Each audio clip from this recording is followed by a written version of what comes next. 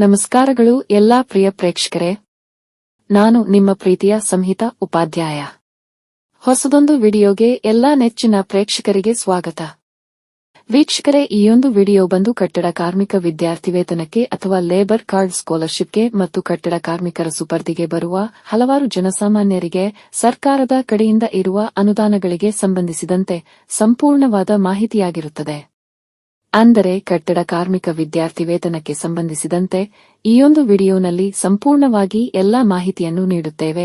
ಅದೂ ಸಹ ಒಬ್ಬ ಕಟ್ಟಡ ಕಾರ್ಮಿಕ ವಿದ್ಯಾರ್ಥಿ ವೇತನವನ್ನು ಪಡೆದಿರುವ ಒಬ್ಬ ಫಲಾನುಭವಿಯು ನಿಮ್ಮಲ್ಲಿ ಅವರಿಗೆ ದೊರಕಿರುವ ಅನುದಾನಗಳನ್ನು ನಿಮ್ಮ ಮುಂದೆ ಹಂಚಿಕೊಳ್ಳುವರು. ಜೊತೆಗೆ ಮುಖ್ಯವಾದ ಒಂದು ಅಂಶ, ಈಯೊಂದು ವಿಡಿಯೋ ಮಾತ್ರ ಸಂಪೂರ್ಣವಾಗಿ ನೋಡಿ. ಇನ್ಮುಂದೆ ಕಟ್ಟಡ ಕಾರ್ಮಿಕ ವಿದ್ಯಾರ್ಥಿ ವೇತನಕ್ಕೆ ಸಂಬಂಧಿಸಿದಂತೆ ಬೇರೆ ಯಾವುದೇ ಅಥವಾ ಬೇರೆ ಯಾರದೇ ವಿಡಿಯೋವನ್ನು ನೋಡುವ ಅವಶ್ಯಕತೆ ಇರುವುದಿಲ್ಲ. ಈಯೊಂದು ವಿಡಿಯೋ ಮಾಡಲು ಇರುವ ಮುಖ್ಯ ಉದ್ದೇಶ, ಇನ್ನೂ ಸಹ ಹಲವಾರು ಜನಸಾಮಾನ್ಯರಿಗೆ ಕಟ್ಟಡ ಕಾರ್ಮಿಕರಿಗೆ ಸರ್ಕಾರದ ಕಡೆಯಿಂದ ಇರುವ ಅನುದಾನಗಳ ಬಗ್ಗೆ ಇನ್ನೂ ಸಹ ಗೊತ್ತಿಲ್ಲ ಮತ್ತು ಅದನ್ನು ಎಲ್ಲಿ ಮತ್ತು ಹೇಗೆ ಪಡೆದುಕೊಳ್ಳಬೇಕು ಎಂಬುದರ ಬಗ್ಗೆಯೂ ಹಲವಾರು ಜನಸಾಮಾನ್ಯರಿಗೆ ಗೊತ್ತಿಲ್ಲ ಎಂಬುದು ನಿಜವಾದ ಅಂಶ. ಜೊತೆಗೆ ಇನ್ನೊಂದು ಮುಖ್ಯವಾದ ಅಂಶ ಮೊದಲೇ ಹೇಳ್ತೇನೆ, ಈಯೊಂದು ವಿಡಿಯೋ ಬಂದು ಸಾಕಷ್ಟು ಉದ್ದವಾಗಬಹುದು. ದಯವಿಟ್ಟು ವಿಡಿಯೋವನ್ನು ಎಲ್ಲಿಯೂ ಸ್ಕಿಪ್ ಮಾಡಿ ನೋಡಬೇಡಿ, ಕಾರಣ ಇಲ್ಲಿರುವ ಒಂದೊಂದು ಅಂಶವು ಬಹಳ ಮುಖ್ಯವಾಗಿರುತ್ತದೆ ಮತ್ತು ಎಲ್ಲಾ ಜನಸಾಮಾನ್ಯರಿಗೆ ಉಪಯೋಗವಾಗುತ್ತದೆ. ಹಾಗೆಯೇ ಇನ್ನು ಮುಂದೆ ಪ್ರತಿ ತಿಂಗಳಲ್ಲಿ ರಾಜ್ಯ ಸರ್ಕಾರದ ಮತ್ತು ಕೇಂದ್ರ ಸರ್ಕಾರದ ಎಲ್ಲಾ ಯೋಜನೆಗಳಿಗೆ ಸಂಬಂಧಿಸಿದಂತೆ ಆ ಒಂದು ಯೋಜನೆಯ ಅನುದಾನವನ್ನು ಪಡೆಯುತ್ತಿರುವ ಅಥವಾ ಪಡೆದಿರುವ ನಿಜವಾದ ಫಲಾನುಭವಿಗಳನ್ನು ನಿಮ್ಮ ಮುಂದೆ ತರುತ್ತೇವೆ. ಜೊತೆಗೆ ಇಲ್ಲಿ ಆ ಒಂದು ಯೋಜನೆಯ ಫಲಾನುಭವಿಗಳೇ ಆ ಒಂದು ಯೋಜನೆಯ ಬಗ್ಗೆ ಮತ್ತು ಆ ಒಂದು ಯೋಜನೆಯಡಿ ತಮಗೆ ದೊರಕಿರುವ ಅನುದಾನಗಳ ಬಗ್ಗೆ ತಮ್ಮ ಮಾತಿನಲ್ಲೇ ನಿಮಗೆ ಮಾಹಿತಿಯನ್ನು ನೀಡುವರು. ಜೊತೆಗೆ ಪ್ರಸ್ತುತ ಕಟ್ಟಡ ಕಾರ್ಮಿಕ ವಿದ್ಯಾರ್ಥಿ ವೇತನದಲ್ಲಿ ಮತ್ತು ಪ್ರಸ್ತುತ ಕಟ್ಟಡ ಕಾರ್ಮಿಕರ ಅನುದಾನಗಳಲ್ಲಿ ಆಗಿರುವ ಕೆಲವೊಂದಿಷ್ಟು ಬದಲಾವಣೆಗಳನ್ನು ಸಹ ಈಯೊಂದು ವಿಡಿಯೋನಲ್ಲಿ ತಿಳಿಸಲಾಗುವುದು. ವಿಡಿಯೋನಲ್ಲಿನ ಮುಂದಿನ ಭಾಗವನ್ನು ಕಟ್ಟಡ ಕಾರ್ಮಿಕ ವಿದ್ಯಾರ್ಥಿ ವೇತನವನ್ನು ಪಡೆದಿರುವ ಆ ಒಂದು ಫಲಾನುಭವಿಯು ಮುಂದುವರೆಸುವರು. ಕಾರ್ಮಿಕರಿಗೆ ಇರುವಂತಹ ಒಂದು ವಿದ್ಯಾರ್ಥಿ ವೇತನ ಅಥವಾ ಅನುದಾನಗಳು ಅಂತ. ಸೊ ಫಸ್ಟ್ ಆಫ್ ಆಲ್ ಅದಕ್ಕೆ ನಾನು ಹೇಳುವಂಥದ್ದು, ಇಲ್ಲಿ ಲೇಬರ್ ಕಾರ್ಡ್ ಅಂತ ಟೈಪ್ ಮಾಡಿ, ಜಸ್ಟ್ ಒಂದು ಟೈಪ್ ಮಾಡಿ ಅಷ್ಟೇ. ಸೊ ಟೈಪ್ ಮಾಡಿದ ತಕ್ಷಣ ಇಲ್ಲಿ ಬಂದು ಬಿಡ್ತದೆ, ನಿಮಗೆ ಕಾಣ್ಬೋದು ಇಲ್ಲಿ ಕಾರ್ಮಿಕ ಇಲಾಖೆ ಅಂತ, ಹೋಮ್ ಲೇಬರ್ ಡಿಪಾರ್ಟ್ಮೆಂಟ್ ಅಂತ. ಸೊ ನಾನು ಇದರ ಒಳಗೆ ಹೋಗ್ತೇನೆ. ಒಳಗೆ ಹೋದ ತಕ್ಷಣ ನಮಗೆ ಕಾಣ್ಬೋದು ಇಲ್ಲಿ ನಮ್ಮ ಮಾನ್ಯ ಮುಖ್ಯಮಂತ್ರಿಯವರ ಒಂದು ಭಾವಚಿತ್ರ ಇರುವಂತಹ ಒಂದು ಸೈಟ್ ಓಪನ್ ಆಗಿದೆ, ಇಲ್ಲಿ ಹೋಮ್ ಪೇಜ್. ಸೊ ಇಲ್ಲಿ ನಮಗೆ ಕಾಣಬಹುದು, ಇಲ್ಲಿ ಒಂದು ಟೋಲ್ ಫ್ರೀ ನಂಬರ್ ಕೊಟ್ಟಿದ್ದಾರೆ. ಅಲ್ಲಿ ರಿಜಿಸ್ಟ್ರೇಷನ್ ಬಗ್ಗೆ ಇದ್ರ ಬಗ್ಗೆ ಎಲ್ಲ ಕೇಳ್ಬೋದು, ಎಲ್ಲ ಸರ್ವಿಸ್ ಬಗ್ಗೆ ಕೇಳಿ ಮಾಹಿತಿ ಪಡ್ಕೋಬಹುದು ಅಂತ. ಅದೆಲ್ಲ ಇರಲಿ, ನಮಗೆ ಮುಂದೆ ಬರುವಂಥ ವಿಡಿಯೋಗಳೆಲ್ಲ ಅದ್ರ ಬಗ್ಗೆ ಎಲ್ಲ ಕಂಪ್ಲೀಟ್ ವಿಡಿಯೋ ಮಾಡ್ತೇನೆ. ಸೊ ಈಗ ವಿಷಯ ಏನಪ್ಪಾ ಅಂತ ಹೇಳಿದ್ರೆ, ಇಲ್ಲಿ ಇದು ನಮ್ಮ ಒಂದು ಕಟ್ಟಡ ಕಾರ್ಮಿಕ ಇಲಾಖೆಯ ಒಂದು ವೆಬ್ಸೈಟ್. ಒಂದು ಏನಿದೆ, ನೆಟ್ಟಲ್ಲಿ ನಾವು ಸರ್ಚ್ ಮಾಡಬೇಕು, ನೆಟ್ಟಲ್ಲಿ ಅದರ ಬಗ್ಗೆ ಇನ್ಫಾರ್ಮೇಶನ್ ಮಾಹಿತಿಯನ್ನು ತಗೊಳ್ಬೇಕು ಅಂತ ಹೇಳುವಾಗ ನಾವು ಇಲ್ಲಿ ಬರ್ಬೋದು. ಸೊ ಇಲ್ಲಿ ನಾವೀಗ ಹೋಗ್ತಿರುವಂಥದ್ದು ಸರ್ವಿಸಸ್ಗೆ, ಬಿಕಾಸ್ ನಮಗೆ ಗೊತ್ತಿದೆ ಈಗ ನಮಗೆ ಬೇಕಾಗಿರುವಂಥದ್ದು ಮಾಹಿತಿ ಯಾವುದ್ರ ಬಗ್ಗೆ ಅಂತ ಹೇಳಿದ್ರೆ ನಮ್ಮ ವಿದ್ಯಾರ್ಥಿ ವೇತನದ ಬಗ್ಗೆ, ಹಾಗೆಯೇ ಅನುದಾನದ ಬಗ್ಗೆ, ಅದು ಕಾರ್ಮಿಕರಿಗೆ ಸಂಬಂಧಪಟ್ಟಿದ್ದಂಗೆ. ಸೊ ನಿಮಗೆ ಇಲ್ಲಿ ಕಾಣ್ಬೋದು. ಸೊ ನಾನಿಲ್ಲಿ ಚೂಸ್ ಮಾಡಿದ್ದೇನೆ Karnataka building and other construction workers welfare board benefits ಅಂತ. ಅಂದರೆ ಇದು ಕಟ್ಟಡ ಕಾರ್ಮಿಕರು ಮತ್ತು ಇನ್ನಿತರ ಕಾರ್ಮಿಕ ಕೆಲಸಗಾರರ ಒಂದು ಅನುದಾನ ಕಲ್ಯಾಣ, ಅಂದ್ರೆ ಒಂದು ಅವರಿಗಿರುವಂತ ಒಂದು ಅನುದಾನದ ಬಗ್ಗೆ ಇರುವಂತ ಮಾಹಿತಿ. ಸೊ ಇದರ ಒಳಗೆ ಹೋಗ್ತೇನೆ ನಾನು. ಸೊ ಈಗ ಇಲ್ಲಿ ನಿಮಗೆ ಕಾಣ್ಬೋದು, ಇಲ್ಲಿ Karnataka building and other construction workers welfare board benefit ಅಂತ. ಸೊ ಇದರಲ್ಲಿ ಸಾಕಷ್ಟು ಬೆನಿಫಿಟ್ಗಳಿವೆ, ಸಾಕಷ್ಟು ಅನುದಾನಗಳಿವೆ. ಸೊ ಏನೆಲ್ಲ ಅನುದಾನಗಳಿವೆ? ಮೊದಲನೇದಾಗಿ, ಫಸ್ಟ್ ಆಫ್ ಆಲ್ ಇದಕ್ಕೆ ಏನ್ ಮುಖ್ಯವಾಗಿ ಬೇಕಾಗಿದೆ, ಇದಕ್ಕೆ ನಿಮ್ಮ ರೇಷನ್ ಕಾರ್ಡು ಅದು ಇದು ಅದೇನಲ್ಲ. ಇದರಲ್ಲಿ ಏನಪ್ಪಾ ಮುಖ್ಯ ಅಂತ ಹೇಳಿದ್ರೆ, ಆಕ್ಚುಲಿ ಒಂದು ಲೇಬರ್ ಕಾರ್ಡ್ ಅಂತ ಒಂದು ಮಾಡಿಸ್ಕೋಬೇಕು ನಾವು. ಸೊ ಹೇಗೆ ಈ ಲೇಬರ್ ಕಾರ್ಡ್ ವರ್ಕ್ ಆಗ್ತದೆ, ಅಥವಾ ಏನು ಈ ಲೇಬರ್ ಕಾರ್ಡ್, ಹೇಗೆ ಎಲ್ಲಿ ಹೋಗಿ ಮಾಡಿಸ್ಕೋಬೇಕು ಅಂತ ಒಂದು ಕ್ವೆಶ್ಚನ್ ನಿಮಗಿರ್ತದೆ. ಸೊ ಫಸ್ಟ್ ಆಫ್ ಆಲ್, ಒಂದು ಕುಟುಂಬದಲ್ಲಿ ಯಜಮಾನರು ಅಂದ್ರೆ ಅಪ್ಪನೂ ಆಗಿರ್ಬೋದು ಅಮ್ಮನೂ ಆಗಿರ್ಬೋದು, ಯಾರೋ ಒಬ್ರಿಗೋಸ್ಕರ ಒಬ್ರು ಈ ಒಂದು ಕಾರ್ಡ್ ಮಾಡ್ಕೋಬಹುದು. ವಿಷಯ ಏನಪ್ಪಾ ಅಂತ ಹೇಳಿದ್ರೆ, ಅದರಲ್ಲಿ ಯಾರು ಕಾರ್ಡ್ ಮಾಡ್ಸಕ್ ಹೋಗ್ತಾರೋ ಅವರು ಕಟ್ಟಡ ಕಾರ್ಮಿಕರಾಗಿರಬೇಕು. ಏನಪ್ಪಾ ಕಟ್ಟಡ ಕಾರ್ಮಿಕರು, ಯಾರೆಲ್ಲ ಅದಕ್ಕೆ ಒಳಪಡುತ್ತಾರೆ ಅಂತ ಒಂದು ಕ್ವೆಶ್ಚನ್ ಬಂದೇ ಬರ್ತದೆ. ಸೊ ಹೇಳೋದಾದ್ರೆ, ಈಗ ನಮ್ಮ ಮನೆ ಕಟ್ಟುವ ಕೆಲಸ ಮಾಡುವವರು, ಈಗ ಮನೆ ಕಟ್ಟಲಿಕ್ಕೆ ಒಂದು ಸಿಮೆಂಟ್ ತರುವವರು, ಅಲ್ಲಿ ಗಾರೆ ಕೆಲಸ ಮಾಡುವವರು, ಸೆಂಟ್ರಿಂಗ್ ಮಾಡುವವರು, ಆಚಾರಿ ಕೆಲಸ ಮಾಡುವವರು, ಹಾಗೆ ಪೇಂಟಿಂಗ್ ಮಾಡುವವರು, ವೈರಿಂಗ್ ಮಾಡುವವರು, ಇನ್ನು ವೆಲ್ಡಿಂಗ್ ಕೆಲಸ ಮಾಡುವವರು ಇದಕ್ಕೆ ಒಳಪಡ್ತಾರೆ. ವೆಲ್ಡಿಂಗ್ ಕೆಲಸ ಮಾಡುವವರು ಇದಕ್ಕೆ ಒಳಪಡಲ್ಲ ಅಂತಲ್ಲ, ಅದು ಅವರು ಒಳಗೆ ಪಡ್ತಾರೆ. ಹಾಗೆ ಇನ್ನು ಜೆಲಿ ಮಿಕ್ಸರ್ಸ್, ಹಾಗೆ ಇನ್ನಿತರ ಕೆಲವರು ಕೂಡ ಈ ಒಂದು ಕೆಲಸ ಮಾಡುವವರು ಕೂಡ ಇದಕ್ಕೆ ಈ ಒಂದು ಕಟ್ಟಡ ಕಾರ್ಮಿಕರ ಒಂದು ಪ್ರಗತಿಯಲ್ಲಿ ಒಳಪಡ್ತಾರೆ. ಸೊ ಅದು ಒಂದನೇದು. ಎರಡನೇದು, ಈಗ ಈ ಒಂದು ವರ್ಷದಿಂದ, ಈ ಒಂದು 2 ವರ್ಷದಿಂದ ಚರ್ಚಿಸಲ್ಪಡುವಂತ ಒಂದು ಮಾಹಿತಿ ಏನಪ್ಪಾ ಅಂತ ಹೇಳಿದ್ರೆ, ಅಲ್ಲಿ ಟೈಲರಿಂಗ್ ಕೆಲಸ ಮಾಡುವವರು, ಹೊಲಿಗೆಕಾರರು ಕೂಡ ಈ ಒಂದು ಕಟ್ಟಡ ಕಾರ್ಮಿಕರ ಒಂದು ಮಿತಿಯಲ್ಲಿ ಒಳಪಡ್ತಾರೆ ಅಂತ. ಅದ್ರ ಬಗ್ಗೆ ಯಾವುದೇ ಒಂದು ರೀತಿಯಲ್ಲಿ ಒಫಿಷಿಯಲ್ ಆದಂತ ಒಂದು ಮಾಹಿತಿ ಇಲ್ಲ. ಸೊ ಅದ್ರ ಬಗ್ಗೆ ನಮಗೆ ಅದರ ಬಗ್ಗೆ ಒಫಿಷಿಯಲ್ ಆಗಿ ಯಾವುದೋ ಒಂದು ಮಾಹಿತಿ ಬರುವಾಗ ಆಗ ಡಿಸ್ಕಸ್ ಮಾಡೋಣ. ಸೊ ಈಗ ಒಂದು ಮನೆಯಲ್ಲಿ ಅಪ್ಪ ಅಮ್ಮ ಮತ್ತೆ 2 ಮಕ್ಕಳಿದ್ದಾರೆ ಅಂತ ಹೇಳೋದಾದ್ರೆ, ಅಪ್ಪ ಅಮ್ಮ ಅದರಲ್ಲಿ ಸಪೋಸ್ ಅಪ್ಪ ಕಟ್ಟಡ ಕಾರ್ಮಿಕರಾಗಿದ್ದರೆ ಅವರಿಗೆ ಈ ಒಂದು ಕಾರ್ಡ್ ಮಾಡಿಸ್ಬೋದು. ಸೊ ಹೇಗಪ್ಪ ಮಾಡಿಸೋದು? ಒಂದತ್ತು ಇಲ್ಲಿ ಈಗ ಆನ್ಲೈನ್ ಅಪ್ಲಿಕೇಶನ್ ಮಾಡ್ಬೋದು. ಈಗಿನ ಒಂದು ಸೌಲಭ್ಯ. ಇದಕ್ಕಿಂತ ಮುಂಚೆ ಹೇಗಿತ್ತವೆ ಅಂತ ಹೇಳಿದ್ರೆ, ಪಕ್ಕದಲ್ಲಿರುವಂತ ಒಂದು ಕಟ್ಟಡ ಕಾರ್ಮಿಕ ಆಫೀಸಿಗೆ ಹೋದ್ರೆ ಅಲ್ಲಿ ನಿಮ್ಮ ಒಂದು ಡೀಟೇಲ್ಸ್ ಎಲ್ಲ ಫಿಲ್ ಮಾಡ್ಕೊಂಡು ಕೊಟ್ಬಿಟ್ರೆ ಅವರು ಅದನ್ನು ಪರಿಶೀಲಿಸಿ ಆಮೇಲೆ ನಿಮಗೆ ಒಂದು ವರ್ಷ ಟೈಮ್ ಬೇಕಾಗ್ತದೆ. ಬಿಕಾಸ್ ಯಾಕಂತ ಹೇಳಿದ್ರೆ, ನಾವೀಗ ಇವತ್ತು ಈ ಕಟ್ಟಡ ಕಾರ್ಮಿಕರ ಕಾರ್ಡ್ ಮಾಡಿದ್ದೇನೆ, ಒಂದು 2-3 ತಿಂಗಳಲ್ಲಿ ನಮಗೆ ಅಪ್ಲಿಕೇಶನ್ ಹಾಕ್ಬೋದು. ಒಂದು 2-3 ತಿಂಗಳಲ್ಲಿ ಇರುವ ಬೆನಿಫಿಟ್ಸ್ ಬಂದ್ಬಿಡುತ್ತೆ ಅಂತ ಹೇಳಿದ್ರೆ ಅದು ತಪ್ಪು. ಬಿಕಾಸ್ ಇದರಲ್ಲಿ ಏನಪ್ಪಾ ಅಂತ ಹೇಳಿದ್ರೆ, ಇಲ್ಲಿ ಸಿಗುವಂತ ಎಲ್ಲಾ ಅನುದಾನಗಳು ಫಸ್ಟ್ ಆಫ್ ಆಲ್ ಅದೊಂದು ವೆರಿಫಿಕೇಶನ್ ಆಗಬೇಕು. ಅಂದ್ರೆ ಅದರಲ್ಲಿ ಎಲ್ಲಾ ರೀತಿಯಲ್ಲಿ ಒಂದು ಅದು ಪರಿಶೀಲಿಸನೆ ಅದು ಹಿಂದೆ ಮಾಡ್ತಾರೆ, ಬ್ಯಾಕ್ ಗ್ರೌಂಡ್ ಡೇಟಾ ಇಟ್ಕೊಂಡು ಮಾಡ್ತಾರೆ. ಸೊ ಅದು ಇಂಪಾರ್ಟೆಂಟ್ ಆಗ್ತದೆ. ಸೊ ಅದೆಲ್ಲ ಮಾಡಿ ಬರೋದ್ರಿಂದ 1 ವರ್ಷ ಟೈಮ್ ತಗೊಳ್ತದೆ. ಸೊ ಅದಕ್ಕೆ ವೆಯ್ಟ್ ಮಾಡಲೇಬೇಕಾಗ್ತದೆ. ಸೊ ಏನೆಲ್ಲ ಸಿಗ್ತದೆ ಅಂತ ಹೇಳೋಕ್ಕಿಂತ ಮುಂಚೆ ಇನ್ನೊಂದು ಹೇಳ್ಬಿಡ್ತೀನಿ. ಒಂದು ಫ್ಯಾಮಿಲಿಯಲ್ಲಿ ಈಗ ಜನ ಕೇಳ್ತಾರೆ, ಒಂದು ಫ್ಯಾಮಿಲಿಯಲ್ಲಿ 2 ಇರ್ತಾರೆ. ಈಗ ಅಪ್ಪ ಅಮ್ಮ, ಹೆಂಡತಿ ಗಂಡ ಇಬ್ರು ಸಹ ಕಟ್ಟಡ ಕಾರ್ಮಿಕರೇ ಆಗಿದ್ರೆ ಇಬ್ರಿಗೂ 2 ಕಾರ್ಡ್ ಮಾಡ್ಬೋದಾ ಅಂತ ಹೇಳಿದ್ರೆ ಇಲ್ಲ. ಒಂದು ಫ್ಯಾಮಿಲಿಗೆ ಒಂದೇ ಒಂದು ಕಾರ್ಡ್. ಒಂದು ಫ್ಯಾಮಿಲಿಗೆ ಬೆನಿಫಿಟ್ ಕೂಡ ಅದರಲ್ಲೂ ಕೂಡ ಡಿಫ್ರೆನ್ಸ್ ಇದೆ. ಅಂದರೆ ಈಗ ಒಂದು ಫ್ಯಾಮಿಲಿಯಲ್ಲಿ ಇಬ್ಬರಿಗೂ ಕಾರ್ಡ್ ಮಾಡ್ಬೋದು, ಯಾವುದೇ ತೊಂದರೆ ಇಲ್ಲ. ಬಟ್ ಬೆನಿಫಿಟ್ ಬರುವಾಗ ಒಬ್ಬರಿಗೆ ಮಾತ್ರ, ಒಂದು ಯಜಮಾನಿಗೆ ಮಾತ್ರ ಬರ್ತದೆ. ಅದು ಯಾರು ಬೇಗ ಕಾರ್ಡ್ ಮಾಡಿರ್ತಾರೆ ಅವರಿಗೆ. ಸೊ ಈಗ ಇಲ್ಲಿ ವಿಷಯ ಏನಪ್ಪಾ ಅಂತ ಹೇಳಿದ್ರೆ, ಆಕ್ಚುಲಿ ಎಲ್ಲೋ ಒಂದ್ ಕಡೆ ಎಷ್ಟು ಮಕ್ಕಳಿಗೆ, ಅಂದ್ರೆ ಈಗ ಸಪೋಸ್ ಒಂದು ಫ್ಯಾಮಿಲಿಯಲ್ಲಿ ಒಬ್ಬ ಇದ್ದಾರೆ, ಒಂದು ಮಗು ಇದೆ ಅಥವಾ 2 ಮಗು ಇದೆ, 3 ಮಗು ಇದೆ, ಎಷ್ಟು ಮಕ್ಕಳಿಗೆ ಒಂದು ಅನುದಾನಗಳು ಸಿಗ್ತದೆ? ವಿದ್ಯಾರ್ಥಿ ವೇತನದಲ್ಲಿ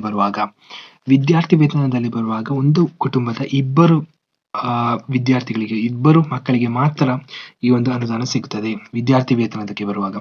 ಹಾಗೇನೆ ಈಗ ಇನ್ನುಳಿದ ಅನುದಾನಗಳು, ಇಲ್ಲಿ ಈಗ ಅನುದಾನ ಅಂತ ಹೇಳುವಾಗ ಒಂದು ಕೌಟುಂಬಿಕವಾದಂತಹ ಅನುದಾನ, ಎರಡನೇದು ವಿದ್ಯಾರ್ಥಿ ವೇತನಕ್ಕೆ ಇರುವಂತಹ ಅನುದಾನ ಅಂತ ಹೇಳ್ಬೋದು. ಸೊ ಕೌಟುಂಬಿಕ ಅನುದಾನ, ಅದರಲ್ಲಿ ಈಗ ನಾವು ಹೇಳೋದಾದ್ರೆ ವೈಯಕ್ತಿಕ ಅನುದಾನ ಅದೊಂದು ಬಾಕಿ ಇದೆ. ಸೊ ವೈಯಕ್ತಿಕ ಅನುದಾನ, ಸಪೋಸ್ ಈಗ ಒಂದು ಕಟ್ಟಡ ಕಾರ್ಮಿಕರಿಗೆ ಯಾವುದೋ ಒಂದು ರೀತಿಯಲ್ಲಿ ಡಿಸೇಬಿಲಿಟಿ ಆಯ್ತು, ಅಥವಾ ಆಕ್ಸಿಡೆಂಟ್ ಆಯ್ತು, ಅಪಘಾತವಾಯ್ತು, ಆಗ ಸಿಗುವಂತ ಒಂದು ಅನುದಾನ. ಸೊ ಅದು ಒಂದು ಫ್ಯಾಮಿಲಿಯಲ್ಲಿ ಒಬ್ಬರಿಗೆ ಮಾತ್ರ ಸಿಗೋದು ಹಾಗೆ ಅಲ್ಲ, ಅದು ಇಬ್ರಿಗೂ ಸಿಗ್ತದೆ. ಬಟ್ ಇಂಥ ಒಂದು ಪ್ರಾಬ್ಲಮ್ಸ್ ಅಲ್ಲಿ ಮೆನ್ಷನ್ ಮಾಡಿರುವಂತ ರೂಲ್ಸ್ ಅಂತ ಮೆನ್ಷನ್ ಮಾಡಿರ್ತಾರೆ, ಒಂದೊಂದು ಸೆಕ್ಷನ್ ಕೊಟ್ಟಿದ್ದಾರೆ. ಅದರಲ್ಲಿ ಏನೆಲ್ಲ ಮೆನ್ಷನ್ ಮಾಡಿದಾರೋ ಆ ಒಂದು ರೂಲ್ಸ್ ಎಲ್ಲ ಪರ್ಫೆಕ್ಟ್ ಆದ್ರೆ, ಅದರಲ್ಲಿ ಸ್ಯಾಟಿಸ್ಫೈ ಆದ್ರೆ ನಿಮಗೆ ಆ ಒಂದು ಅನುದಾನ ಸಿಗ್ತದೆ.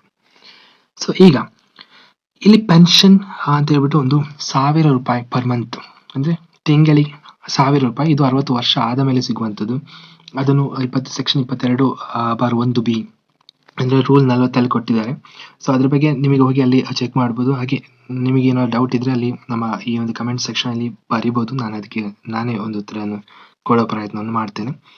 X criteria payment up to ₹2 lakh depending upon the percentage of okay ಶ್ರಮ ಸಾಮರ್ಥ್ಯ ಟೂಲ್ ಕಿಟ್ ಕಮ್ ಅಂದ್ರೆ ಟ್ರೈನಿಂಗ್ ಪ್ರೋಗ್ರಾಮ್. ಇಲ್ಲಿ ಈಗ ವಿಷಯ ಏನಪ್ಪಾ ಅಂತ ಹೇಳಿದ್ರೆ, ಆಕ್ಚುಲಿ ಈಗ ಸಪೋಸ್ ಈಗ ಆಚಾರಿಗಳಿದ್ದಾರೆ, ಅವರ ಒಂದು ಕೆಲಸಕ್ಕೆ ಬೇಕಾದಂತ ಒಂದು ಕರಕುಶಲಕ್ಕೆ ಆ ಒಂದು ಕುಶಲತೆ, ಅಂದ್ರೆ ಅದಕ್ಕೆ ಬೇಕಾದ ಒಂದು ಟ್ರೈನಿಂಗ್ಗೆ ಅಂತ ಒಂದಿಷ್ಟು ಮೀಸಲಾತಿ ಇಟ್ಟಿರ್ತಾರೆ. ಅದು ಎಷ್ಟರವರೆಗೆ ಹೋಗಬಹುದು? 20,000 ಹೋಗಬಹುದು. ಇಲ್ಲಿ ನಿಮಗೆ ಕಾಣ್ಬೋದು training programme section 22/1/H read with rule 41 ಅಂತ ಹೇಳಿದ್ದಾರೆ. ಆ ರೂಲ್ ಅಲ್ಲಿ ಏನಿಲ್ಲ, 20,000 ಈ ಒಂದು ಅನುದಾನ ಹೋಗ್ಬೋದು. ಅಲ್ಲಿ ಏನೆಲ್ಲ ಸಿಗ್ತದೆ?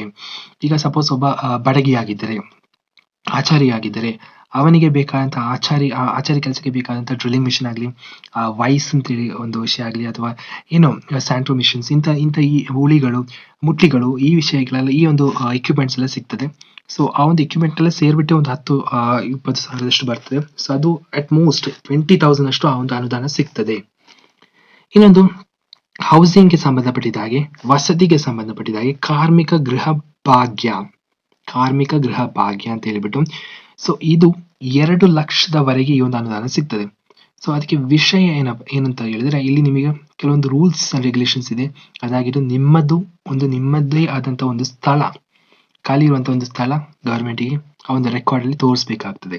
ಹಾಗಿದ್ರೆ ಮಾತ್ರ ನಿಮಗೆ 2 ಲಕ್ಷದವರೆಗೂ ಅನುದಾನ ಸಿಗ್ತದೆ.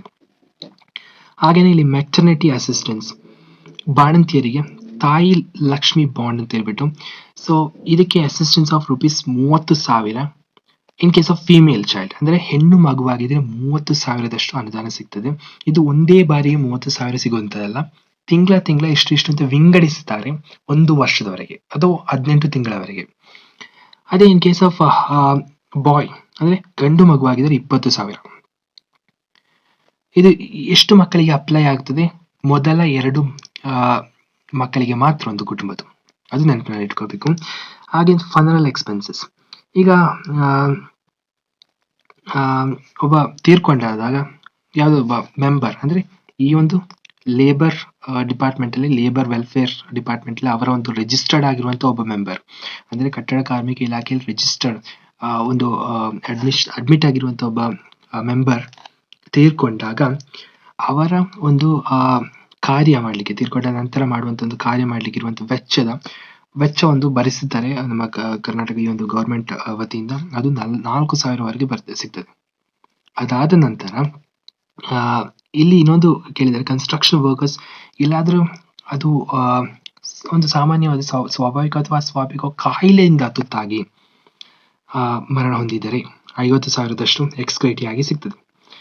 ಇನ್ನೊಂದು ಮುಖ್ಯವಾಗಿರುವಂತದ್ದು ಎಜುಕೇಶನಲ್ ಅಸಿಸ್ಟೆನ್ಸ್, ಕಲಿಕೆ ಭಾಗ್ಯ. ಸೊ ನನಗನ್ಸುತ್ತೆ ಕಟ್ಟಡ ಕಾರ್ಮಿಕರ ಈ ಒಂದು ಸ್ಕೀಮ್ ಅಲ್ಲಿ ಈ ಒಂದು ಭಾಗ್ಯ ಎಲ್ರಿಗೂ ಗೊತ್ತಿರ್ತದೆ. ಬಿಕಾಸ್ ಇದು ಇನ್ಫ್ಯಾಕ್ಟ್ ಸ್ಕೂಲ್ ಕಡೆಯಿಂದ ಅದನ್ನು ಅವರೊಂದು ನೋಟಿಸ್ ಬೋರ್ಡ್ ಅಲ್ಲಿ ಇಡದಿದ್ರು, ಬಿಕಾಸ್ ಈ ಪಾಸ್ ಮಾತ್ರ ಆಗ್ತಾರೆ, ಹಾಕದಿದ್ರು ವಿದ್ಯಾರ್ಥಿಗಳಿಗೆ ಒಂದು ಕಮ್ಯುನಿಕೇಟ್ ಥ್ರೂ ಆಗಿ ಆದ್ರೂ ಇವತ್ತು ಮೆಜಾರಿಟಿ ಜನರಿಗೆ ಗೊತ್ತಿದೆ ಒಂದು ಕಟ್ಟಡ ಕಾರ್ಮಿಕ ವಿದ್ಯಾರ್ಥಿ ವೇತನದ ಬಗ್ಗೆ.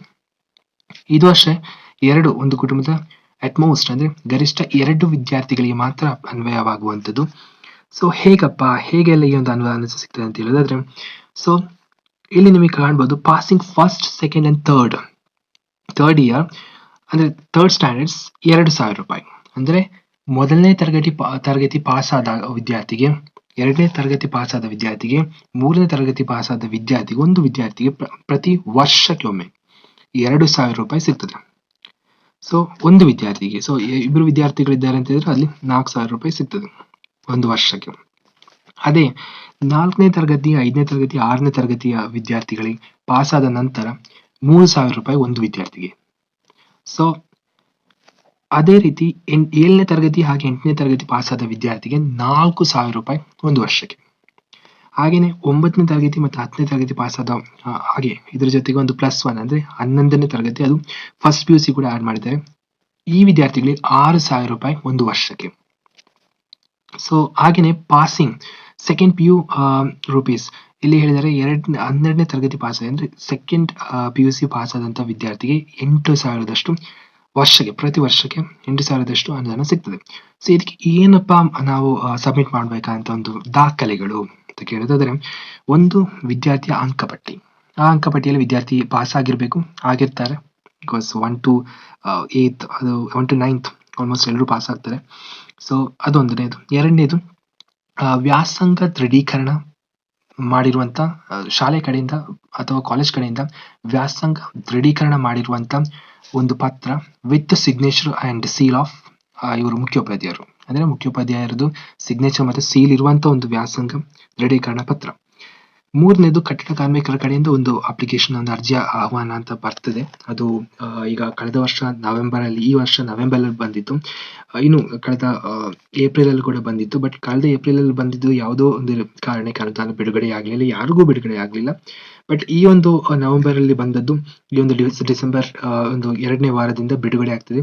ಮುಂದಿನ ಜನವರಿ 4ನೇ ವಾರದವರೆಗೂ ಆ ಒಂದು ಬಿಡುಗಡೆ ಕಾರ್ಯ ಮುಂದುವರಿತದೆ ಅಂತ ಒಂದು ನಮಗೆ ಸಿಕ್ಕಿರುವಂತಹ ಮಾಹಿತಿ ಹೈಯರ್ ಒಂದು ಲೇಬರ್ ಡಿಪಾರ್ಟ್ಮೆಂಟ್ ಅಥಾರಿಟಿ ಕಡೆಯಿಂದ. ಸೊ ಏನೇ ಆಗಲಿ, ಅದು ಬರುವಾಗ ನಾವು ಆ ಒಂದು ಅಪ್ಡೇಟ್ ಅನ್ನು ನಾವು ತಿಳಿಸ್ತೇವೆ ವಿತ್ ಸ್ಕ್ರೀನ್ ಶಾಟ್, ಎಷ್ಟೆಲ್ಲ ಯಾರಿಗೆಲ್ಲ ಎಷ್ಟು ದುಡ್ಡು ಬಂದಿದೆ ಅಂತೆಲ್ಲ ನೋಡೋಣ ಅದು.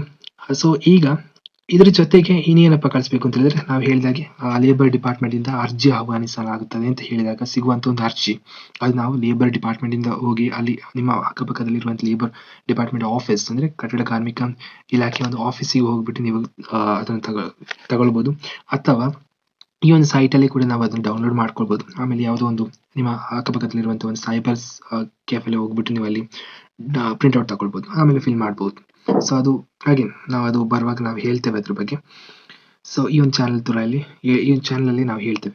ಸೊ ವಿಷಯ ಏನಪ್ಪಾ ಅಂತ ಹೇಳಿದ್ರೆ, ಆಕ್ಚುಲಿ ಈಗ ಅದನ್ನು ತೆಗ್ದಾದ ಮೇಲೆ ಅಲ್ಲಿ ನಮ್ಮ ಇನ್ಫಾರ್ಮೇಶನ್ ಅಲ್ಲ, ನಮ್ಮ ಎಲ್ಲ ಮಾಹಿತಿಗಳನ್ನ ನಾವಲ್ಲಿ ಫಿಲ್ ಮಾಡ್ತೇವೆ. ಸೊ ಎಲ್ಲ ಮಾಹಿತಿಯನ್ನು ತುಂಬಿದ ಮೇಲೆ ಆಕ್ಚುಲಿ ಅದರಲ್ಲಿ ಕೂಡ ನಿಮ್ಮ ಶಾಲೆಯ ಸೀಲ್ ಮತ್ತೆ ನಿಮ್ಮ ಮುಖ್ಯೋಪಾಧ್ಯಾಯರ ಸಿಗ್ನೇಚರ್, ಆಮೇಲೆ ಮುಖ್ಯೋಪಾಧ್ಯಾಯರ ಒಂದು ಸೈನ್, ಅದು ಕೂಡ ನಿಮ್ಮ ಫೋಟೋ ಅದರಲ್ಲಿಟ್ಟು ಆ ಫೋಟೋದ ಮೇಲೆ ಬರುವಂತೆ ಮಾಡಬೇಕು. ಅದು ಇಂಪಾರ್ಟೆಂಟ್, ಬಿಕಾಸ್ ಅದುವೇ ಇಲ್ಲಿ ಮುಖ್ಯ ಪ್ರೂಫ್ ಆಗ್ತದೆ, ಅದುವೇ ಇಲ್ಲಿ ಮುಖ್ಯ ಒಂದು ಎವಿಡೆನ್ಸ್ ಆಗ್ತದೆ. ಓಕೆ, ಸೊ ಇಷ್ಟೆಲ್ಲ ಮಾಡಿದ್ರೆ ನಾವು ಅಪ್ಲಿಕೇಶನ್ ಹಾಕಿದ್ದೇವೆ, ಹಣ ಬರಲಿಲ್ಲ ಅಂತ ಹೇಳಿದ್ರೆ ಆಕ್ಚುಲಿ ಅದು ತುಂಬಾ ತಪ್ಪಾಗ್ಬಿಡ್ತದೆ. ಅದ್ರ ಜೊತೆಗೆ ನೀವು ಇದ್ರ ಜೊತೆಗೆ ಫುಡ್ ಅಂಡ್ ಅಕಾಮಿಡೇಷನ್ಸ್ ಅದು ಮುಂದೆ ಬರ್ತದೆ ನಮ್ಮ ಒಂದು ಹೈಯರ್ ಎಜುಕೇಶನ್ ಕೇಸ್ಗಳಲ್ಲಿ, ಅದ್ರ ಬಗ್ಗೆ ಮಾತಾಡೋಣಂತೆ. ಸೊ ಈಗ ಕಂಟಿನ್ಯೂ ಮಾಡೋದಾದ್ರೆ, passing ITI for 2 years professional diploma courses ₹7,000 each year of passing. ಅಂದ್ರೆ ಎಷ್ಟು ಜನ ಈಗ ITI ಮಾಡ್ತಾರೆ, 2 ವರ್ಷದ ಪ್ರೊಫೆಷನಲ್ ಡಿಪ್ಲೊಮಾ ಕೋರ್ಸ್ ಆಗಿರ್ತದೆ, ಪ್ರತಿ ವರ್ಷ ₹7,000 ಬರ್ತದೆ. ಇದು ಅದಾದ ಮೇಲೆ ಇನ್ನೊಂದು ಇರುವಂತದ್ದು ಪಾಸಿಂಗ್ ಡಿಗ್ರಿ ಕೋರ್ಸಸ್. ನಮಗೆಲ್ಲ ಗೊತ್ತಿದೆ, ಈಗ BCom B.Ed ಮಾಡ್ತಾರೆ, ಕೆಲವರು M.Com ಮಾಡ್ತಾರೆ. ಸೊ ಇದೆಲ್ಲ ಡಿಗ್ರಿ ಕೋರ್ಸಿಗೆ ಸೇರ್ಪಡೆ ಆಗ್ತದೆ. ಸೊ ಇಲ್ಲಿ ಈಚ್ ಇಯರ್ ಅಂದ್ರೆ ಎಲ್ಲ ವರ್ಷ ಪಾಸ್ ಆಗಿದ ತಕ್ಷಣ ಬರುವಂತದ್ದು ₹10,000. ಮಾಸ್ಟರ್ಸ್ ಡಿಗ್ರಿಗೆ 20,000, M.Com MBA ಇದಕ್ಕೆಲ್ಲ ₹20,000 ಬರ್ತದೆ for entry and ₹10,000 each year passing. ಅಂದರೆ ನೀವು ಮಾಸ್ಟರ್ಸ್ ಅಂದ್ರೆ ಈಗ ನಾವು ಬ್ಯಾಚುಲರ್ ಆಯ್ತು, ಮಾಸ್ಟರ್ಸ್ಗೆ ಹೋಗ್ತಿದ್ವಿ, ಹೈಯರ್ ಸ್ಟಡೀಸ್ಗೆ ಹೋಗ್ತಿದ್ವಿ, M.Com ಹೋಗ್ತಿದ್ವಿ ಅಂತ ಹೇಳೋದಾದ್ರೆ, ನೀವು ಅಪ್ಲಿಕೇಶನ್ M.Com ಅಡ್ಮಿಷನ್ ಮಾಡಿ ಆಯ್ತು, ಅಪ್ಲಿಕೇಶನ್ ಸಬ್ಮಿಟ್ ಮಾಡಿ ಆಯ್ತು, ಪ್ರವೇಶಾತಿ ಪಡೆದಾಯ್ತು ಅಂತ ಹೇಳಿದ ತಕ್ಷಣ ಅದಕ್ಕಿರುವಂತ ಒಂದು 20,000 ಜೊತೆಗೆ ಆ ವರ್ಷ ನೀವು ಪಾಸ್ ಆಗಿದ ಮೇಲೆ ಬರುವಂತ ಒಂದು 10,000, ಇದೆರಡು ಸೇರಿಸಿ ₹30,000 ನಿಮಗೆ ಫಸ್ಟ್ ಇಯರ್, ನೀವು M.Com ಫಸ್ಟ್ ಇಯರ್ ಕಳೆದಾದ್ಮೇಲೆ ಸೆಕೆಂಡ್ ಇಯರ್ ಹೋಗುವಂತಹ ಒಂದು ಸಂದರ್ಭದಲ್ಲಿ ನಿಮಗೆ ಬರ್ತದೆ. ಇದು ಸಪ್ರೇಟ್ ಆಗಿ ಬರೋದಿಲ್ಲ. ಈ ಎರಡು ಎಂಟ್ರಿ ಇರುವಂತದ್ದು 20,000, ಹಾಗೆ ನಿಮ್ಮ ಪ್ರವೇಶಾತಿ ಪಡೆದಾಗ ಬರುವಂತ 20,000, ಹಾಗೆ ನಿಮ್ಮ ಪ್ರತಿ ವರ್ಷ ಪಾಸ್ ಆದಾಗ ಬರುವಂತ ₹10,000, ಇದೆರಡು ಸೇರಿಬಿಟ್ಟು ₹30,000 ನಿಮ್ಮ ಫಸ್ಟ್ ಇಯರ್ M.Com ಆದ ತಕ್ಷಣ. ಸೆಕೆಂಡ್ ಇಯರ್ ನೀವು ಇನ್ನು ಥರ್ಡ್ ಸೆಮಿಗೆ ಹೋಗ್ತೀರಾ, ಆ ಒಂದು ಟೈಮಲ್ಲೇ ಬಂದ್ಬಿಡ್ತದೆ. ಓಕೆ, ಸೊ ಈ ವರ್ಷ ಆಕ್ಚುಲಿ ನೀವು ಕೇಳ್ಬೋದು ಈ ವರ್ಷ ಬರಲೇ ಇಲ್ಲ ಅಂತ. ಈ ವರ್ಷ ಸ್ವಲ್ಪ ಆ ಕಡೆ ಆಗಿದೆ, ಅದಕ್ಕೆ ತುಂಬಾ ರೀಸನ್ ಕೊಟ್ಟಿದ್ದಾರೆ ಗೌರ್ಮೆಂಟ್ ಕಡೆಯಿಂದ, ಅದು ಇದು ಅಂತೆಲ್ಲ. ಇನ್ಫ್ಯಾಕ್ಟ್ ಕೋವಿಡ್ ಕಡೆಯಿಂದೆಲ್ಲ ರೀಸನ್ ತಂದಿದ್ದಾರೆ. ಬಟ್ ನಮಗೆ ಅದು ಈಗ ಇಲ್ಲದ ಕಾರಣ ನಾವು ಅದ್ರ ಬಗ್ಗೆ ಮಾತಾಡ್ಲಿಕ್ಕೆ ಏನು ಆಗೋದಿಲ್ಲ. ನೋಡೋಣ ಈ ಒಂದು ವರ್ಷ ಏನಾಗ್ತದೆ ಅಂತ. ಬಿಕಾಸ್ ಈಗ ಈ ಒಂದು ಡಿಸೆಂಬರ್ ಇಂದ ಹಣ ಜಮಾ ಮಾಡಲಿಕ್ಕೆ ಸ್ಟಾರ್ಟ್ ಮಾಡಿದ್ದಾರೆ ಅಂತ ನಮಗೆ ಒಂದು ಮಾಹಿತಿ ಸಿಕ್ಕಿದೆ. ಇನ್ನು ಮಾತಾಡೋದು ನಮ್ಮ ಇಂಜಿನಿಯರಿಂಗ್ ಮತ್ತು ಮೆಡಿಕಲ್ ಕೋರ್ಸ್ಗಳು ತುಂಬಾ ಇಂಪಾರ್ಟೆಂಟ್ ಅಂತ ಹೇಳ್ಬೋದು. ಯಾಕೆಂದ್ರೆ ನಮಗೆ ಗೊತ್ತಿದೆ, ಮೆಜಾರಿಟಿ ಕನ್ನಡಿಗರು ನಾವು ಇಂಜಿನಿಯರಿಂಗ್ ಹೋಗ್ತೇವೆ ಅಲ್ವಾ. ಸೊ ಆಕ್ಚುಲಿ ಇಂಜಿನಿಯರಿಂಗ್ ಹೋಗುವಂತ ಒಂದು ವಿದ್ಯಾರ್ಥಿಗೆ ₹25,000 ನಾವು ಪ್ರವೇಶಾತಿ ಪಡೆದಾಗ ಅಲ್ಲಿ ಇಂಜಿನಿಯರಿಂಗ್ ಕಾಲೇಜಲ್ಲಿ ನಾವು ಒಂದು ಅಡ್ಮಿಷನ್ ಆಯಿತು, ಪ್ರವೇಶಾತಿ ಪಡೆದಿದ್ದೇವೆ, ಆ ಒಂದು ಅದಕ್ಕೋಸ್ಕರ ಒಂದು 25,000, ಹಾಗೆ ₹20,000 ಅದು ಎಲ್ಲಾ ವರ್ಷ ಇಂಜಿನಿಯರಿಂಗ್ 4 ವರ್ಷದಲ್ಲಿ ಪ್ರತಿ ವರ್ಷ ಇಂಜಿನಿಯರಿಂಗ್ ಒಂದೊಂದು ಸಂಬಂಧ ನಾವು ಮಾರ್ಕ್ಸ್ ಕಾರ್ಡ್ ಮತ್ತೆ ಇದೆಲ್ಲ ಸಬ್ಮಿಟ್ ಮಾಡ್ಬೇಕು, ಅದ್ರ ಬಗ್ಗೆ ಮಾತಾಡ್ತೇನೆ. ಪ್ರತಿ ವರ್ಷ ಪಾಸ್ ಆದ ತಕ್ಷಣ 20,000, ಹಾಗೆ ಮೊದಲ ವರ್ಷ ಪ್ರವೇಶಾತಿ ಪಡೆದಾಗ ಬರುವಂತದ್ದು 25,000. ಸೊ ಮೊದಲ ವರ್ಷ ನಿಮಗೆ 25,000 ಮತ್ತೆ 20,000 ಸೇರಿಸಿ ನೀವು ಇಂಜಿನಿಯರಿಂಗ್ ಸೆಕೆಂಡ್ ಇಯರ್ ಇರುವಾಗ ನಿಮಗೆ ಟೋಟಲ್ ₹45,000 ಬರ್ತದೆ. ಓಕೆನಾ, ಇದು ಒಂದನೇದು. ಸೊ ಇದು ಎಲ್ಲಿವರೆಗೆ ಕಂಟಿನ್ಯೂ ಆಗ್ತದೆ, maximum number of years of courses. ಅಂದ್ರೆ ನಾವು ಇಂಜಿನಿಯರಿಂಗ್ 4 years ಇರ್ತದೆ, 4 yearsಗೂ ಬಂದೇ ಬರ್ತದೆ.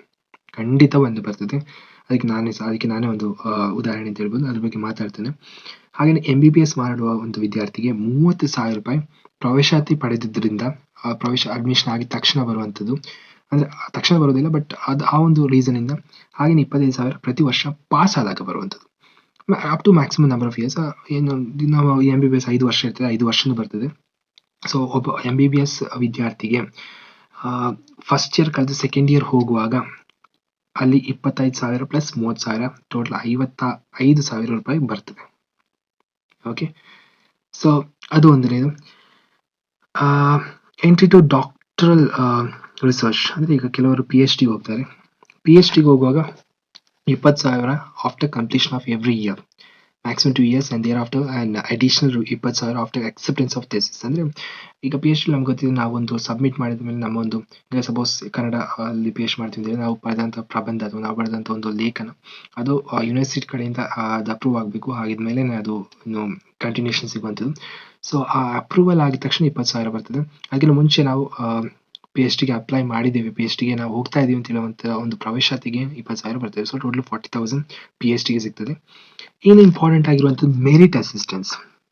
ಸೊ ಇನ್ಫ್ಯಾಕ್ಟ್ ಇದುವೇ ತುಂಬ ಒಂದು ಮೆರಿಟ್ ಸ್ಟೂಡೆಂಟ್ಸಿಗೆ, ತುಂಬ ರ್ಯಾಂಕ್ ಹೋಲ್ಡರ್ ಸ್ಟೂಡೆಂಟ್ಸಿಗೆ ತುಂಬ ಒಂದು ಒಳ್ಳೆಯ ಒಂದು ಗುಡ್ ಸ್ಟೋರಿ ಅಂತ, ಗುಡ್ ನ್ಯೂಸ್ ಅಂತ ಹೇಳ್ಬೋದು ಇಲ್ಲಿ. ಸೊ SSLC ಅಲ್ಲಿ ನಿಮಗೆ 75% ಮೇಲೆ ಮಾರ್ಕ್ಸ್ ಇದ್ದರೆ ನಿಮಗೆ ಪ್ರತಿ ವರ್ಷ, ಅಂದರೆ 75 ಪ್ರತಿ ವರ್ಷ ಅಲ್ಲ, ಸಾರಿ, 75% ಮೇಲಿದ್ದರೆ SSLC ಆದಮೇಲೆ ನೀವು ಫಸ್ಟ್ ಇಯರ್ಲಿರುವಾಗ ನಿಮಗೆ ಆ ಒಂದು SSLCದು ಮಾರ್ಕ್ಸ್ ಅಂದರೆ 75% ಮೇಲಿರಬೇಕು. ಅದಕ್ಕೆ 5,000 ರೂಪೀಸ್ ಅಡಿಷನಲ್ ಅಂದರೆ ಹೆಚ್ಚುವರಿಯಾಗಿ ಸಿಗ್ತದೆ.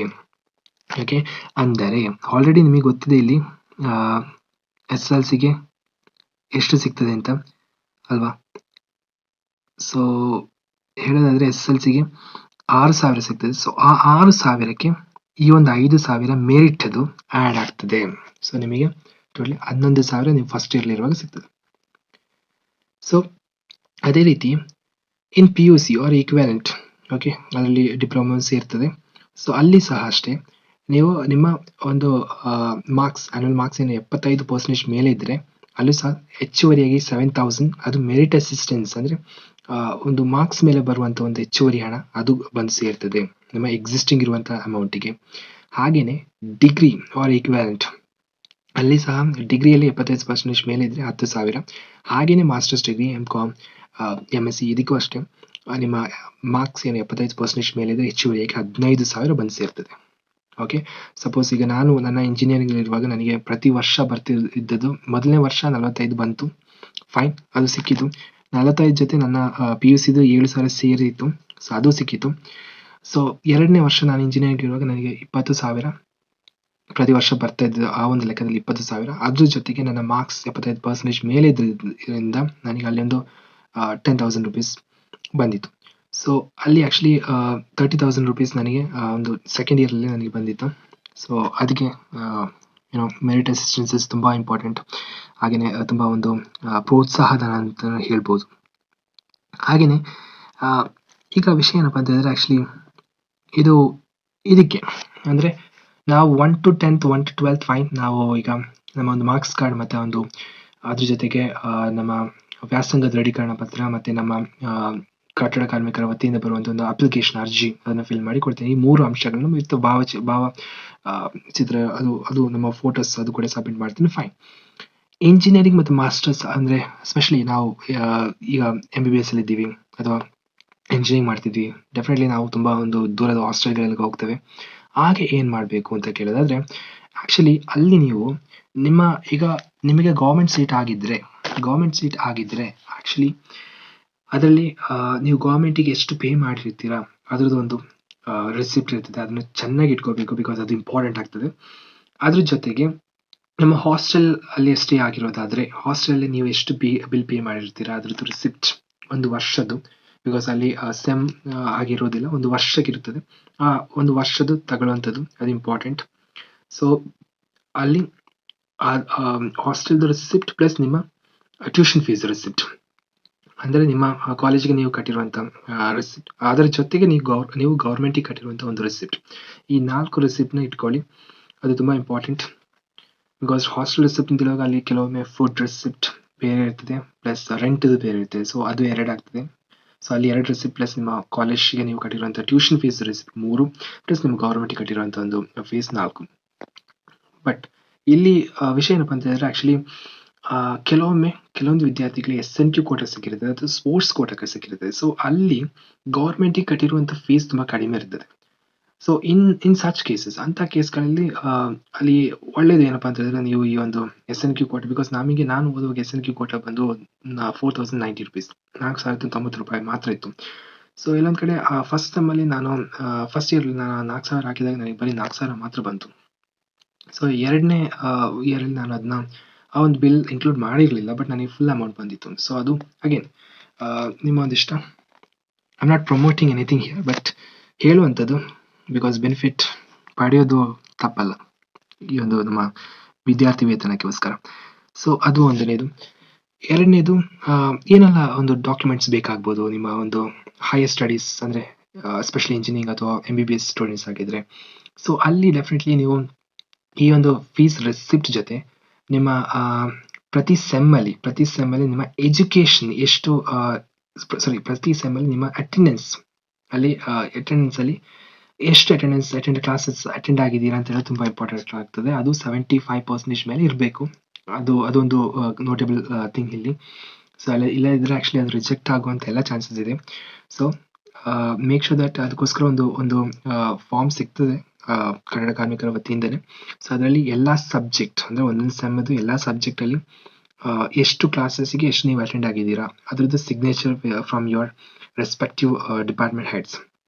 ಅಂದರೆ ಆ ಒಂದೊಂದು ಡಿಪಾರ್ಟ್ಮೆಂಟಲ್ಲಿರುವಂಥ HODಗಳದ್ದು ಸಿಗ್ನೇಚರ್ ಮತ್ತು seal ಕೂಡ ಬೇಕಾಗ್ತದೆ.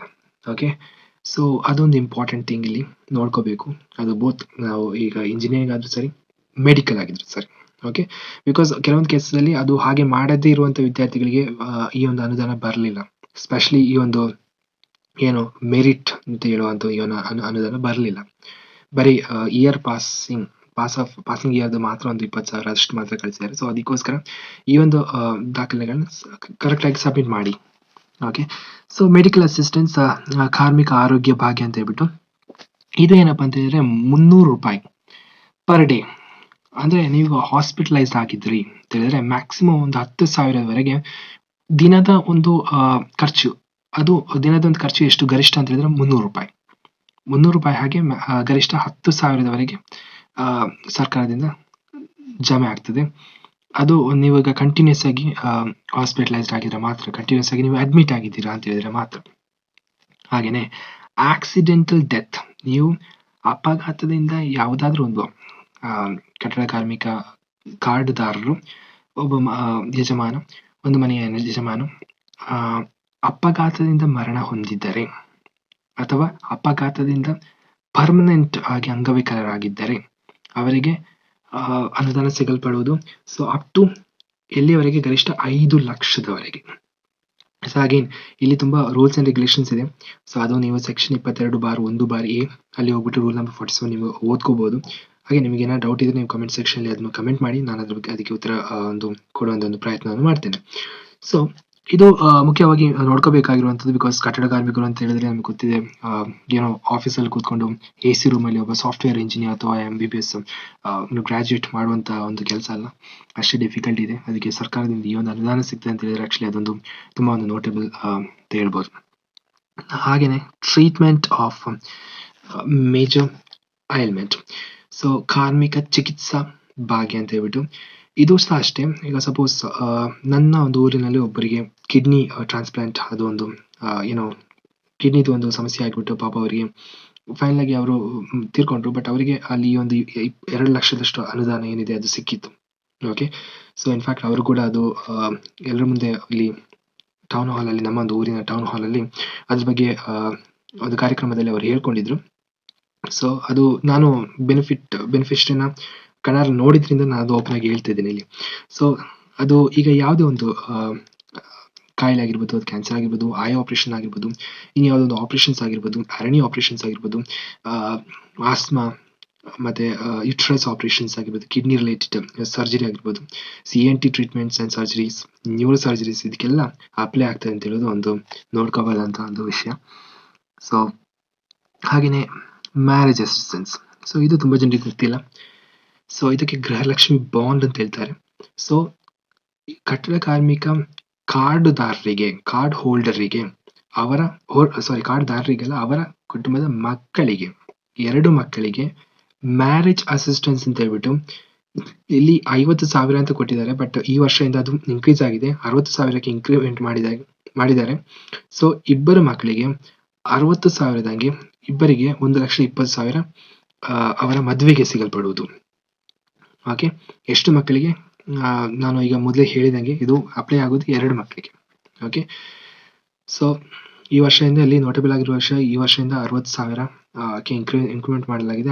ಹಾಗೂ ಇದು ಅಫಿಷಿಯಲ್ ಆಗಿ ಈಗ ಈ ವರ್ಷದಿಂದ ಇನ್ನೂ ಕಂಟಿನ್ಯೂ ಮಾಡ್ತಾರೆ. ಬಿಕಾಸ್ ಇದು ಲಾಸ್ಟ್ ಅಪ್ಡೇಟ್ ಆಗಿರೋ ಐ ಥಿಂಕ್ 2020 ಈ ಒಂದು ಸೈಟ್ ಅಪ್ಡೇಟ್ ಆಗಿರುವಂಥದ್ದು. ಹಾಗೆಯೇ LPG connection to registered construction workers, ಅಂದರೆ ಕಾರ್ಡುದಾರರಿಗೆ, ಕಟ್ಟಡ ಕಾರ್ಮಿಕ ಕಾರ್ಡುದಾರರಿಗೆ LPG ಸಿಲಿಂಡರ್, ಅದೊಂದು ಗ್ಯಾಸ್ ಕನೆಕ್ಷನ್ಸ್, ಅದಕ್ಕೋಸ್ಕರ ಅದರದ್ದೊಂದು ಬೆನಿಫಿಟ್, ಅನುದಾನ ಸಿಗ್ತದೆ. ಹಾಗೆಯೇ BMTC ಬಸ್ ಪಾಸ್ ಮತ್ತು KSRTC ಬಸ್ ಪಾಸ್, ಈಗಂತೂ ಬಿಡಿ ಬಸ್ ಪಾಸ್ ಎಲ್ರಿಗೂ ಮಹಿಳೆಯರಿಗೆ ಫ್ರೀ ಆಗಿಬಿಟ್ಟಿದೆ. ಬಟ್ ಹಾಗೆಯೇ ವಿದ್ಯಾರ್ಥಿಗಳಿಗೆ, ಈಗ ಗಂಡು ಮಕ್ಕಳು ಪಾಪ ಅವರು ಕಾಲೇಜಿಗೆ ಸ್ಕೂಲಿಗೆ ಹೋಗ್ತಾ ಇರ್ತಾರೆ. ಸೊ ಅದು ಕಟ್ಟಡ ಕಾರ್ಮಿಕ ಕಾರ್ಡುದಾರರ ಮಕ್ಕಳಿಗೆ BMTC ಬಸ್ ಪಾಸ್ ಮತ್ತು KSRTC ಬಸ್ ಪಾಸ್ ಅದು ಫ್ರೀ ಸಿಗ್ತದೆ. ಅಲ್ಲಿ ಫ್ರೀಯಲ್ಲಿ ಇರುವಂಥ ಫೀಸಲ್ಲಿ ಕೂಡ ಅಸಿಸ್ಟೆನ್ಸ್ ಸಿಗ್ತದೆ.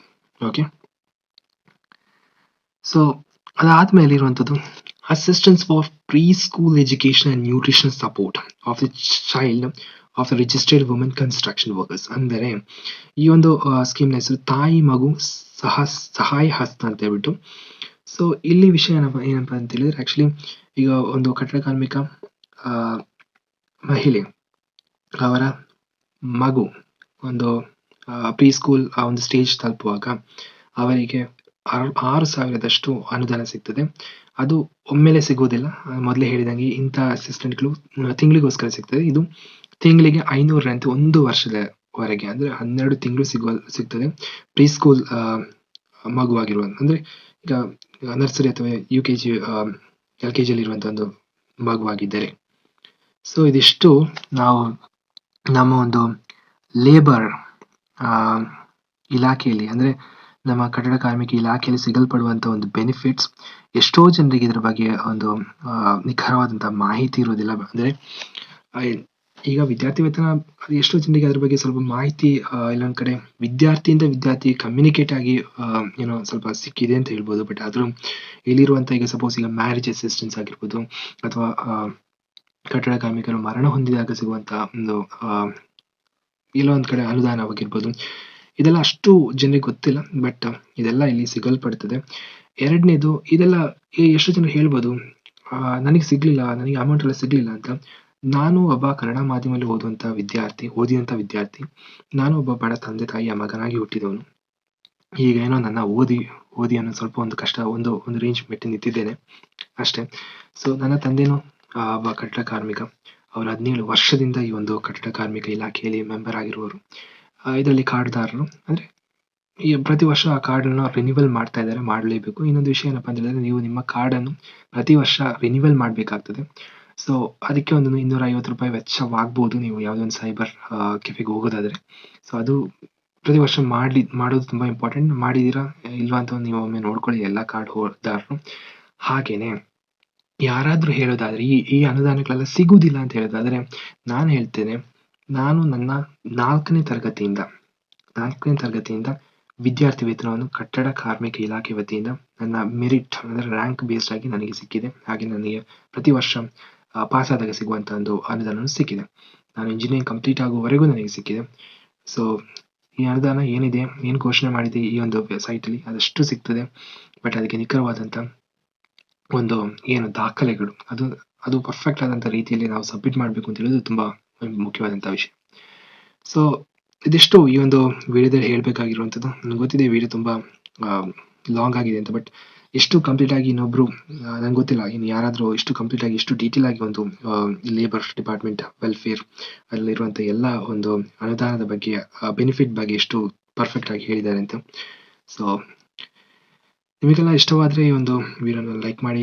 ಪುನಃ ಈ ಒಂದು ವಿಡಿಯೋವನ್ನು ಅಪ್ಲೋಡ್ ಮಾಡಲು ಇರುವ ಕಾರಣ ನಿಮ್ಮಲ್ಲಿ ಹಲವಾರು ವೀಕ್ಷಕರು ಕಟ್ಟಡ ಕಾರ್ಮಿಕ ವಿದ್ಯಾರ್ಥಿ ವೇತನವನ್ನು ಪಡೆಯಲು ಮತ್ತು ಇನ್ನಿತರೆ ಕಟ್ಟಡ ಕಾರ್ಮಿಕ ಸೌಲಭ್ಯಗಳನ್ನು ಪಡೆಯಲು ಅರ್ಹರಾಗಿದ್ದರೂ ಸಹ ಹಲವಾರು ವೀಕ್ಷಕರುಗಳು ಈ ಒಂದು ಕಟ್ಟಡ ಕಾರ್ಮಿಕ ಅನುದಾನಗಳನ್ನು ಪಡೆಯುತ್ತಿಲ್ಲ. ಕಟ್ಟಡ ಕಾರ್ಮಿಕ ಅನುದಾನಗಳನ್ನು ಪಡೆಯಲು ಅರ್ಹರಾಗಿರುವ ಎಲ್ಲಾ ಫಲಾನುಭವಿಗಳು ಈ ಒಂದು ಯೋಜನೆಯ ಸೌಲಭ್ಯವನ್ನು ಪಡೆಯಲಿ ಎಂಬುದೇ ನಮ್ಮ ಆಶಯವಾಗಿರುತ್ತದೆ. ಮಾನ್ಯ ವೀಕ್ಷಕರೇ, ಇದಿಷ್ಟು ಈ ಒಂದು ವಿಡಿಯೋನಲ್ಲಿ. ನೀವೇನು ನಮ್ಮ ಚಾನೆಲ್ಗೆ ಹೊಸದಾಗಿ ಬಂದವರಾದರೆ ಅಥವಾ ಇನ್ನೂ ಸಹ ನಮ್ಮ ಚಾನೆಲ್ಗೆ ಸಬ್ಸ್ಕ್ರೈಬ್ ಆಗದಿದ್ದರೆ ದಯವಿಟ್ಟು ಸಬ್ಸ್ಕ್ರೈಬ್ ಮಾಡಿ ನಿಮ್ಮ ಪ್ರೋತ್ಸಾಹವನ್ನು ತಿಳಿಸಿ. ಸಿಗುವ ಮುಂದಿನ ವಿಡಿಯೋನಲ್ಲಿ. ಅಲ್ಲಿವರೆಗೂ ಧನ್ಯವಾದಗಳು. ಇಂತಿ ನಿಮ್ಮ ಸಂಹಿತಾ.